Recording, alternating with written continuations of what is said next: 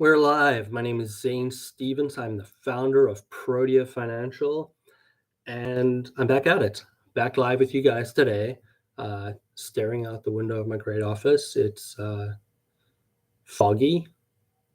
It's a little muggy. It's a little bit warm. As you can see from my complexion, it's been nice weather lately, and I've been able to get outside and spend a little bit more time with my family. It's the end of the baseball season, so getting a little bit of time out there, just really getting out and about a little bit more, being a little bit more flexible and getting more time with the family. And that's sort of my role into what I'm going to talk about today. I'm going to take a little bit of a swerve off the accounting trail to talk about a topic that I think is pretty important. It's a topic that's been spoken about many years, but the happenings of 2020 sort of brought it to the forefront. And I think there's still a lot of conversation about it, and people are trying to figure out what it all means. And that topic is flexibility.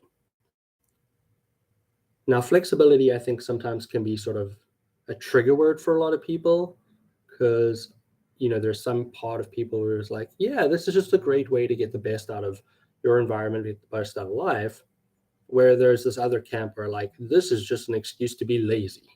And I think it's sort of more the first part of it, right? So, when you talk about the word of flexibility in the context of work, you're generally referring to some sort of freedom around timing, location, and how you work. It's creating an environment whereby that you can still get your job done, but in a way that best suits you. And a lot of the times when we're talking about flexibility, we're mostly talking about flexible hours or flexible location. Personally, Protea Financial, 9 years now, we've been working remote and flexible for a long time. Now, that flexibility comes with a little bit of structure, right? We've got deadlines. We are accountants at the end of the day. We are trying to be consistent. We're trying to meet specific goals, but it doesn't mean we're asking people to go to a desk, put on a camera, and make sure that they're sitting there, 9 to 5 every single day. So, maybe what we can quickly talk about just before we get started is just the types of flexibility that you'll hear about a lot. Some of them you've probably heard about more, other than you've probably heard about less, and we can sort of take it from there. The most obvious one when it comes to flexibility is flexible work hours. I think this has been around for a long time. Back in my KPMG days, specifically in the bigger centers, they had flexible work schedules where it's, different people starting at different times of the day. Some people starting as early as 6 a.m., 7 a.m., 8 a.m., and they would stagger their finish time basically to beat off traffic. Now we're talking about flexible work hours. It's more, creating a different type of structure. So you start early, maybe take a break in the middle of the day and you work on later. Or you've got some other commitments in the morning with children or exercise or whatever it is, so you work later in the day. It's adjusting your working hours to best suit you. I do it all the time.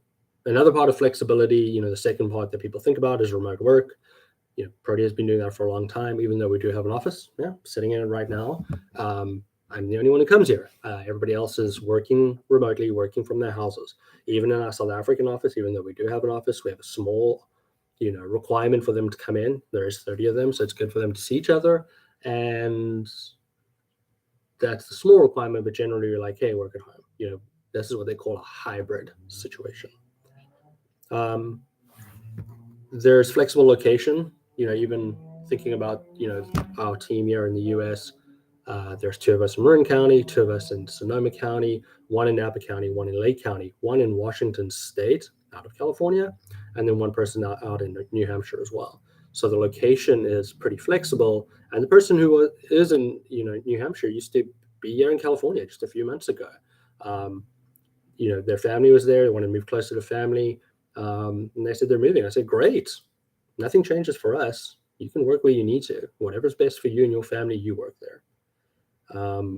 And then there's a bunch of other sort of more that you hear about, a little bit less in terms of, different types of work structures where people can job share. So you see sometimes for personal assistants, like, hey, this is my personal assistant on Monday to Wednesday, and this is my Thursday, Friday.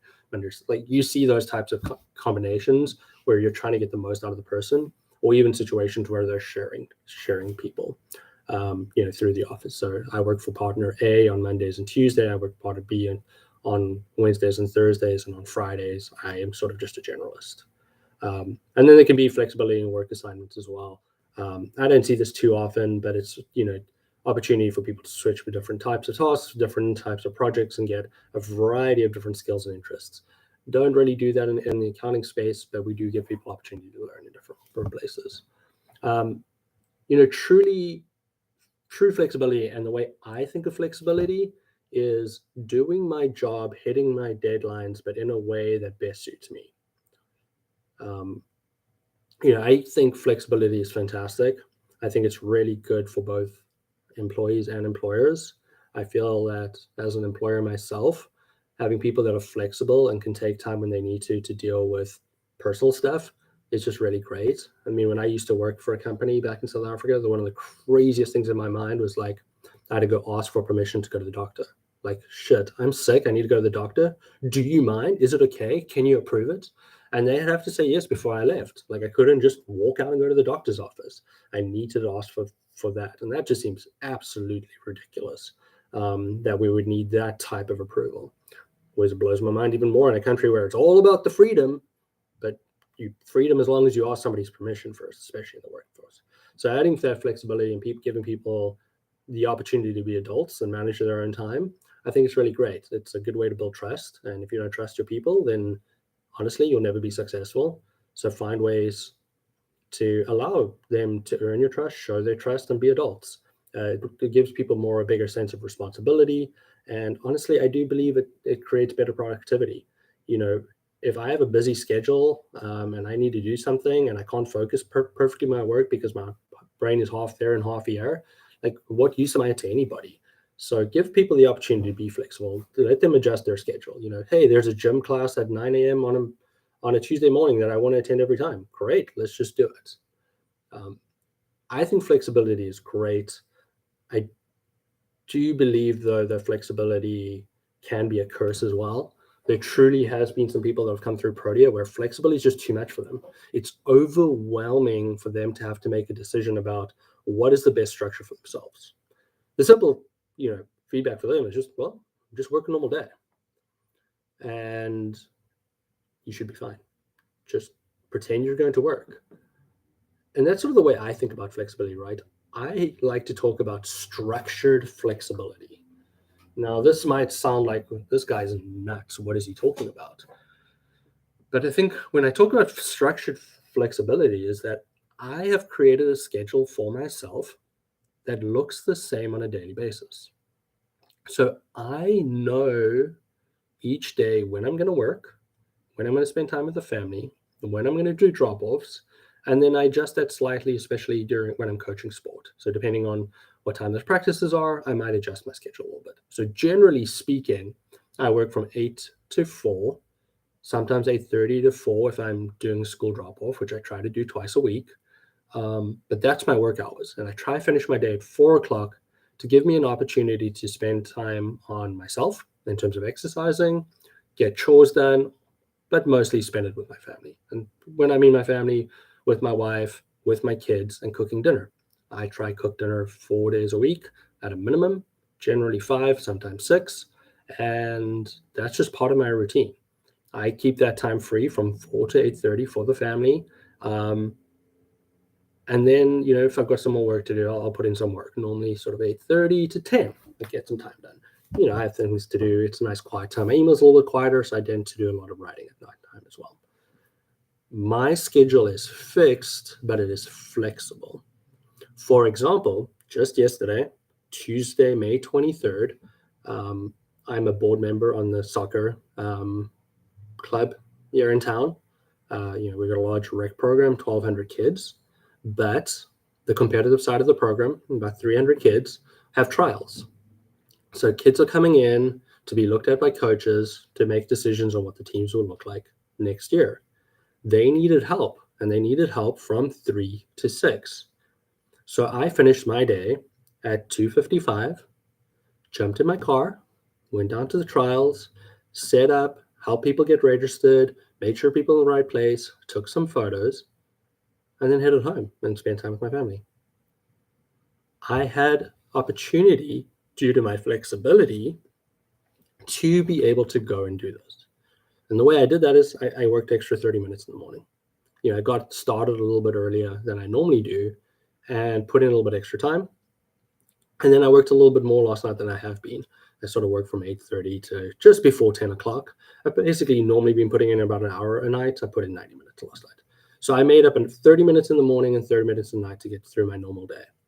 I use my flexibility to be able to do something I enjoy, something that gives me energy. But at the same time, I was just able to move my schedule around to make it work. I have a structured day, but I flex myself around. Flexibility will work, and it will allow you to get the best out of your work environment, your home environment, and make you a happier person if used in the correct way. I have flexible work hours. I have flexible work location, and I use that in my remote environment to get the best out of my life. I work a lot of hours, but yet I get a ton done. I have my own company. I have my own book of clients. I have 37 team members that I look after. I have a wife. I have 2 kids. I coach 2 soccer sides. I coach 2 baseball sides. I am the head of rec soccer in Nevada. I cook dinner for my family every night, and I work a ton. I make sure by using flexibility to get the most out of my day, and I adjust my schedule that is very structured as it's needed by my family or my other commitments, and even sometimes for work. Sometimes I need to stretch a little bit to get work done.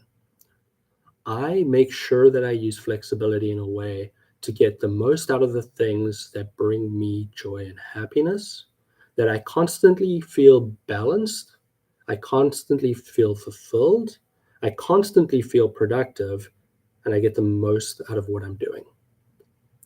Flexibility is amazing. It will improve your quality of your life. It will improve your performance, and it will make those people, everybody else around you, happy. But flexibility can be really dangerous if not used correctly.